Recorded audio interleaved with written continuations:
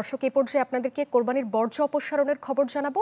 আর এই বিষয়ে জানাতে ঢাকা দক্ষিণ সিটির সূত্রাপুর থেকে যোগ দিচ্ছেন সহকর্মী রাকিব হোসেন এবং উত্তর সিটির ফার্মগেট এলাকা থেকে যোগ দিচ্ছেন সহকর্মী মাহবুবুর রহমান। আমরা শুরুতেই রাকিবের কাছে চলে যেতে চাই। রাকিব, ঈদের তৃতীয় দিন চলছে, বর্জ্য ব্যবস্থাপনার চিত্র কেমন চোখে পড়ছে সব মিলিয়ে জানাবেন।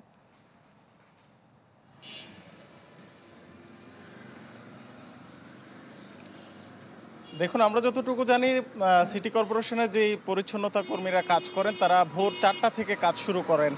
তো 4টা থেকে যদি এই 11টা পর্যন্ত হিসেব করি আমরা প্রায় 7 ঘন্টা তারা কাজ করেছে। কিন্তু এখনও আপনি আমার পেছনে দেখতে পাচ্ছেন এই রাস্তায় কোরবানির পশুর বর্জ্য পড়ে আছে এবং এই রাস্তায় মানুষের যাতায়াত কিন্তু বেড়েছে বেলা বাড়ার সাথে সাথে, যে কারণে এই মানুষের যাতায়াতের বাড়ার কারণে তাদের এখান দিয়ে যারা যাতায়াত করছে তাদের কষ্ট হচ্ছে। তারা বলছেন যে এই দুর্গন্ধ ছড়িয়ে পড়ে যেমন বাসা বাড়িতে যাচ্ছে, দোকানপাটে গন্ধ ছড়িয়ে পড়ছে, ঠিক এইখান দিয়ে যারা যাতায়াত করছেন তাদেরও কষ্ট হচ্ছে।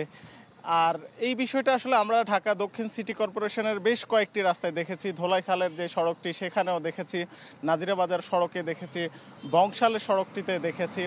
তো প্রায় বলা যায় যে আজকে তৃতীয় দিনেও কোরবানির বর্জ্য এভাবে পড়ে থাকা আসলে সিটি কর্পোরেশনের পক্ষ থেকে প্রথম দিন এবং দ্বিতীয় দিন যে দাবি করা হয়েছে তারা 6 ঘন্টা এবং 8 ঘন্টার মধ্যে কাজ শেষ করবে, বর্জ্য অপসারণ করবে, সেই কাজের সাথে আসলে বাস্তবতার খুব একটা মিল পাওয়া যাচ্ছে না।